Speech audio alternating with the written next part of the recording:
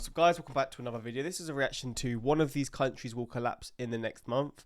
Yeah, it's not a very light-hearted video. It's obviously, I reacted to this channel a few days ago and I mentioned briefly how like it's quite a dark channel and you obviously have to take things with a pinch of salt here and there, because obviously I feel like for YouTube purposes they'll exaggerate certain things. Obviously I'm assuming it's all real events, but like it's worst case scenario, you know. But yeah, I do enjoy the channel. I think the videos are obviously really well put together and you learn quite a bit about what's going on in the world. And in this case, I guess it's going to go from wars to, I don't know, certain marches. I don't know, just certain things going on in countries around the world. And yeah, we can really see the true chaos that is ensuing. But I mean, I don't know when the last time a country collapsed. I don't know how often this stuff happens. I mean, when I think of collapse, I'm thinking, I mean, what can I even think of a collapsing country? I can't really think. Greece, financially, like 10 years ago or whatever, when like their financial system was just done for. But yeah, I don't know. We're going to see in this video. Hopefully going to enjoy as much as you can. Obviously it's one of those videos, so maybe not, but yeah, links are in the description to this channel if you want to see this channel's videos on your own, and also links are in the description to my Patreon if you want to see some more reactions.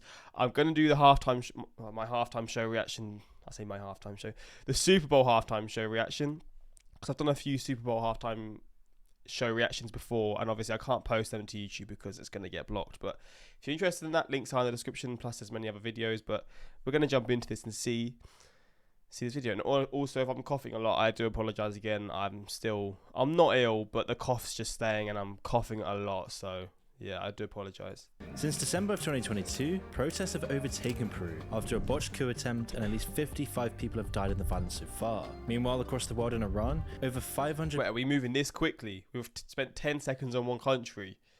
At the end of this video, we're going to have covered every single country. People have been killed in the growing revolt against a theocratic government. And in the past couple of years, countries and cities across the world have all erupted into flames. Hong Kong, Bulgaria, Belarus and Venezuela all saw massive anti-government demonstrations. And this was just 2020 alone. On average, there were a new anti-government protest every 4 days in 2020, and they've only gotten more common since. And it's not really hard to see why. People across the world have had their lives ruined by both the pandemic, years of recessions, rampant corruption and political chaos, which are all the warning signs of an imminent collapse. A process which has already begun in the 5 countries we're going to be talking about soon. To get a look at what might be in store for these unlucky nations, we only need to look so far as Sri Lanka as a warning sign. You see, among the developing nations of South and Southeast Asia, Sri Lanka has been the hardest hit in recent years. My friend's from here. I mean, he grew up in England his whole life, but his family's from here, so I do know a bit about this country, more than I guess the average person would know.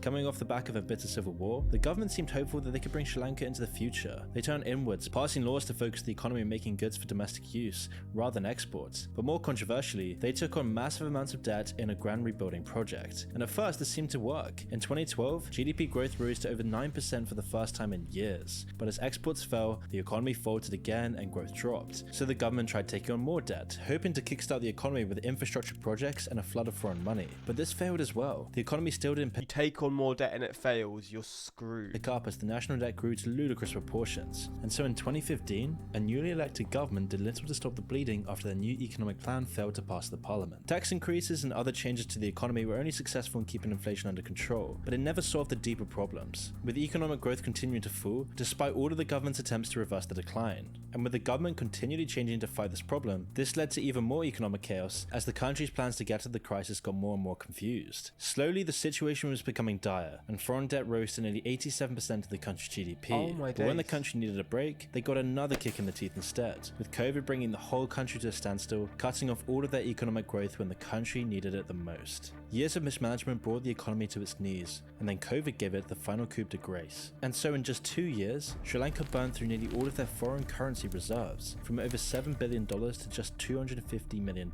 And they were now importing $3 billion a year more than they exported, which was bleeding the country dry. Eventually, the Sri Lankan people had enough, with widespread protests erupting across the country, and all the attempts at a last-minute fix only made everything so much worse. The government tried to ban fertilizer imports to encourage farmers to use domestic products, but this led to massive crop failures and massive food shortages, which was then accompanied by massive inflation, spiking to over 50% as well as skyrocketing prices across the board. And so in May of 2021, the government defaulted on their debts and then promptly collapsed, with Sri Lankan society ceasing to function properly as fuel shortages led to nationwide bans and daily power cuts became the norm, causing the Sri Lankan president to eventually flee to Singapore, and the new interim government only lasting 3 days before it was ousted by the people after they occupied the presidential palace. People's power has won. Now we have forced these two leaders, President Gotabaya Rajapaksa. You know, I rate that. The people trying to take their country back. I mean, they've been run horribly, and they're going to be the one paying for it. So you've got to respect it. They're taking their country back. And I mean, yeah, maybe this title isn't so clickbait at all, because I mean, it seems like this country's already collapsing as it is.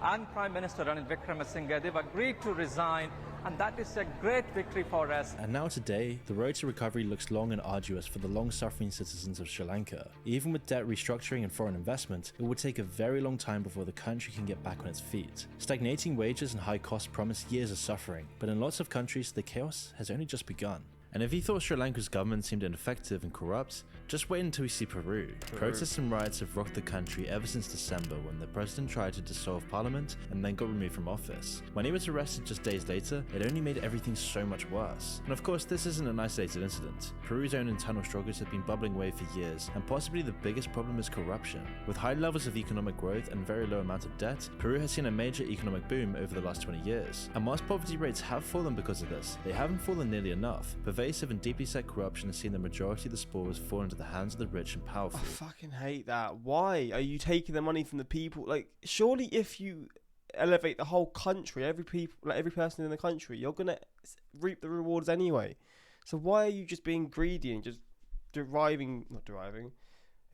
just stopping people from getting the extra help? If your whole economy is booming and you can help people in your country, it's gonna help everyone in general. So why are you being greedy? I hate it how the rich just stay richer in these situations. It's so horrible.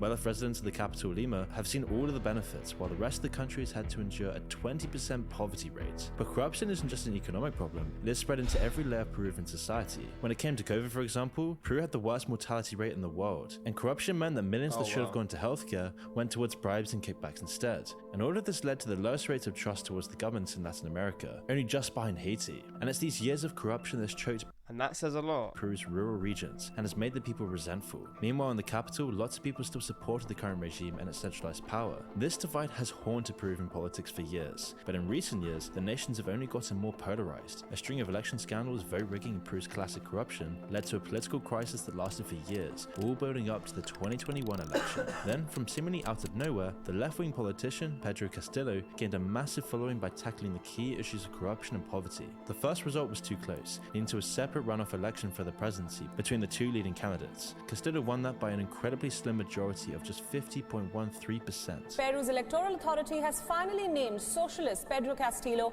as Fujimori? Wait. So are these the people running? I didn't expect a Peruvian person to have this name, unless it's not a Peruvian person, but I guess it is. I feel like there's a lot of Asian culture in South America. 3%. Peru's electoral authority has finally named socialist Pedro Castillo as the country's next president. Castillo has won the election by a margin of nearly 44,000 votes, beating his right-wing rival Keiko Fujimori in the third bid for the presidency. But even though he was now the president, he had no control over the government. The real power lies with Congress, which is still mostly made up of his rivals. Soon it became... See, I don't understand that. Obviously, it makes sense that more parties have been voted in the Congress, but then how does this person have any power if they're not actually able to do certain things because Congress is have different beliefs to them? Clear that Castillo couldn't deliver on any of his promises. Then he got caught up in a corruption scandal and failed to deal with the rising cost of Peru's poorest citizens. He was just another politician, it seemed. Seeing no other options, Castillo moved to seize power by dissolving Congress. But it was a desperate and ill-fated attempt. And after his cabinet members resigned and Castillo tried to flee to Mexico, he was promptly arrested, which Wow. eventually led to months of protests, which are still happening today. I mean, recently it's gotten so bad that Machu Picchu was closed indefinitely because of the violence, and for now the government has been able to stay in power by fighting and killing the protesters. But if this chaos continues, it won't survive for very long. Even before COVID and the recessions, Peru was struggling to keep itself together, but these outside pressures have pushed Peru to the brink of collapse.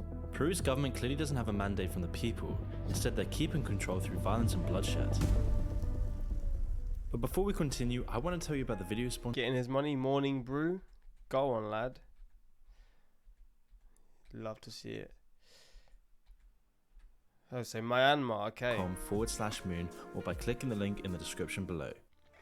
Myanmar gives us a window into what Peru's current problems could quickly devolve into if left unchecked. You see, ever since they wrestled with independence from the British, Myanmar has been under the yoke of a military dictatorship, and over the last few decades they have controlled Myanmar's government either indirectly or by force, smothering any democratic reforms wherever they spring up. And throughout this period, Myanmar's people have been given glimpses of real democracy, most recently in the 2020 election. Funnily enough, when people were finally given a choice, the pro-democracy party won in an absolute landslide, and so very quickly the military realised they were losing their grip on power, and so they played nice at first, telling the public that they would honour the constitution and step back from power. But after just a few months, a coup was underway. Wow. Black vans and armoured cars moved in to arrest key members of the pro-democracy party, including the new president, and once they were in power, the new junta declared martial law, banned gatherings of more than 5 people, shut down social media, and announced a new emergency government. Oh Needless my to say, the days. people weren't all too happy about this. Immediately, protests erupted across the nation and in the largest cities, but the military cracked down hard, which is why after a few months of violence and bloodshed, the crowds eventually died down and disappeared. But the resistance hadn't gone away completely, it just moved underground, and ever since the coup, young freedom fighters have launched a guerrilla war from the jungles in the north. And this war is running alongside the junta's other military operations in the east, where has been oppressing and massacring a Muslim minority called the Rohingya. You see, Bro, there's so many cases like this stuff. Minorities being, obviously you have the Muslims in China, the Uyghur, I'm not good at pronunciation, but the Uyghur Muslims, these here, like there's so many like horrible things going on. This is the first time I've ever heard about this. The first time I've ever seen this mentioned. It's ridiculous. Like when you think about like how evil certain humans really are, it's beyond me, man. It's so baffling. over the course of the coup, over 2,500 people have died at the hands of Myanmar's police and soldiers, and because of the resulting civil war, over 600,000 people have been forced to flee their homes. But this political violence overshadows other deep problems in Myanmar, like poverty. The junta is only able to keep themselves in power by impoverishing their people, a tactic which they perfected over decades of rule. This is why nearly half of Myanmar's people live below the poverty line, and this number is still rising. Meanwhile, the military junta have turned to other means to finance their wars. The junta have turned to opium to turn a profit, with their exports of the drug doubling in 2022. And you see, previously farmers were incentivized to grow other crops despite being less valuable, which is all amounting to a humanitarian disaster in Myanmar. Wait, so they want... Oh, wait, what?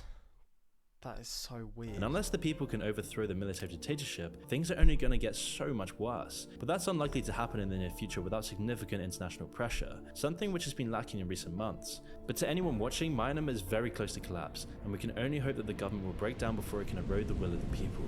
But whilst Myanmar's freedom movement seems to have calcified into a long war of attrition, Iran's democratic wave has only just gotten started. So Iran, obviously, a lot of this I saw because of the World Cup, which people will be like, "Oh, how's that work?" But like, I initially first saw it when like the Iranian football team were not singing their national anthem, and then that was sort of reported why. Then I looked into it, and I was like, "Wow, this is really insane!" And like the whole country is against the government pretty much, and yeah, it's like they've all come together to try and take control because the government's like a really strict, just a very strict. They have a lot of strict rules that don't allow women to do a lot of things and all that. But the fact that that's not the last one, I'm just thinking to myself, what's gonna be above Iran? Like, yeah, I mean, all of these are horrible in their own ways, but I couldn't really see anything worse than what's happening in Iran, but I guess we'll see. Similar to Myanmar, Iran has been under the thumb of a totalitarian regime for decades now. Ever since the late 70s after a violent revolution,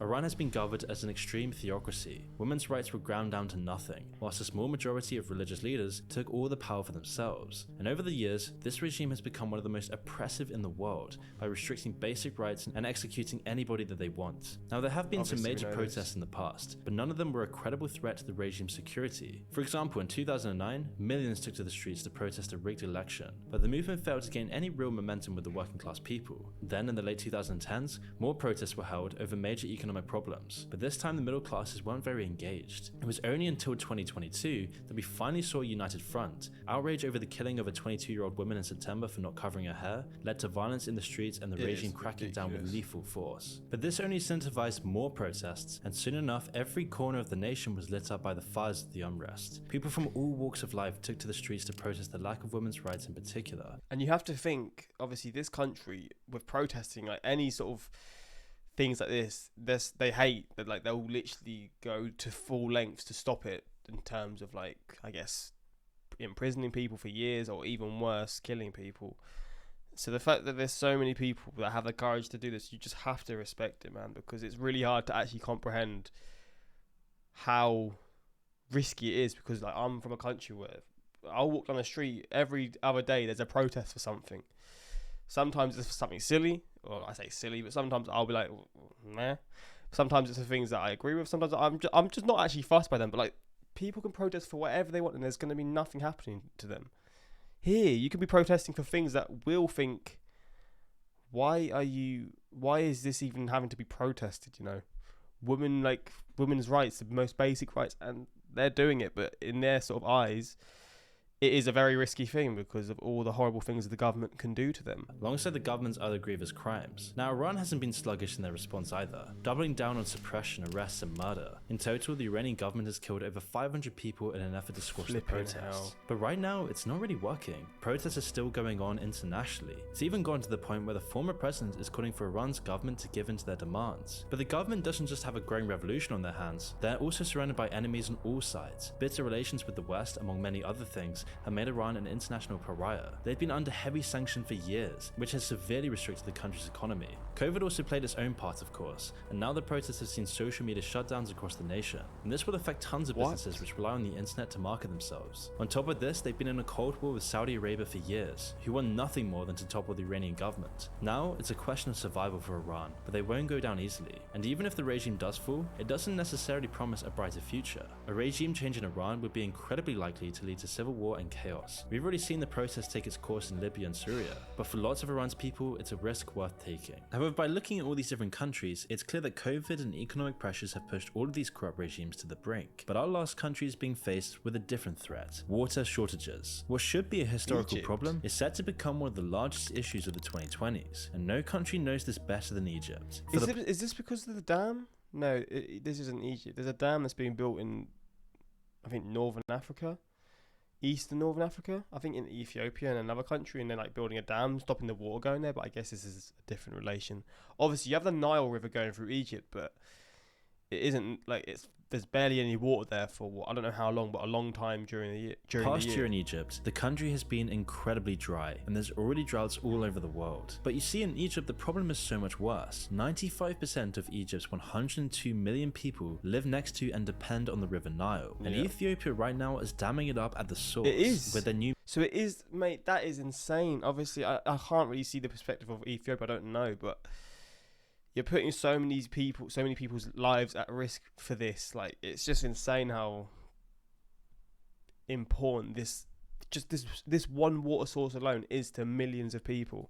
New mega dam only recently being built, and it's still getting expanded upon today. Sudan, which once acted as a buffer between Ethiopia and Egypt, has also been swayed to Ethiopia's side on the matter. And so once it's finished, Ethiopia will have full control over Egypt, being able to turn off their economy and put their people in danger at will. The dam could plunge the country into famine. It would take an ironclad regime to survive this existential threat without collapsing, and Egypt's current government is far from that. Ever since the military government took power in a coup 10 years ago, they've been on shaky ground, desperately trying to turn the economy around, and to do this they took out massive loans, but it was never enough. And so like Sri Lanka, more and more loans kept coming in, but as creditors got nervous, the interest rates skyrocketed, and then the hole continued to get deeper, and now they're dealing with over $50 billion in debt to foreign creditors, triple what it was in 2013. And all of this has left 60% of Egypt's population close to or under the poverty line. They won't be able to take much more, and most blame the military government. Their tight control of the economy has stunted it, placing it in a terrible debt spiral, and harsh cuts to public spending have made people's lives measurably worse, and yet nothing has been done to stop the crisis, with the government even spending sorely needed funds on vapid mega projects like a new capital. Although this is a ploy to give the regime a more secure base away from the crowds that toppled the last one, it's not even close to completion yet, despite the massive amounts of money that have been thrown away, and new promises of foreign bailouts announced last month came with few conditions for economic reform, meaning they only promise a delay to impending economic chaos. And with inflation at 20% annually, and this figure rising, it remains to be seen how an extra few billion will solve the problem. And all of this is now putting Egypt's relatively new autocrat in an incredibly fragile position. And if these problems go unchecked, Egypt's government will completely collapse. COVID, recessions, climate change and corruption are the main issues of today, and being unable to deal with these massive modern problems is a common factor between all of these countries. It's almost a certainty that at least one of these countries will collapse under the pressure in the next year, if not more of them. And this is by no means an exhaustive list. Tons of other countries around the world are in a similar position, but as each domino falls, it will push the next ones over as well. Each collapse will then drive millions of people across international borders, weakening all of the countries affected as they deal with the humanitarian crisis. And history tells us that even if one corrupt regime is ousted, it's often just replaced with another one. Knowing this, it can be easy to be pessimistic, but there is still light at the end of the tunnel. The fact that so many people around the world are protesting and trying to throw off their oppressors is a sign that the winds are changing, and it's only in crisis that corrupt regimes find themselves in fear of losing their grip on power. And whilst the world may be getting worse before it gets better, there's hope that it will be much more free once the dust is cleared.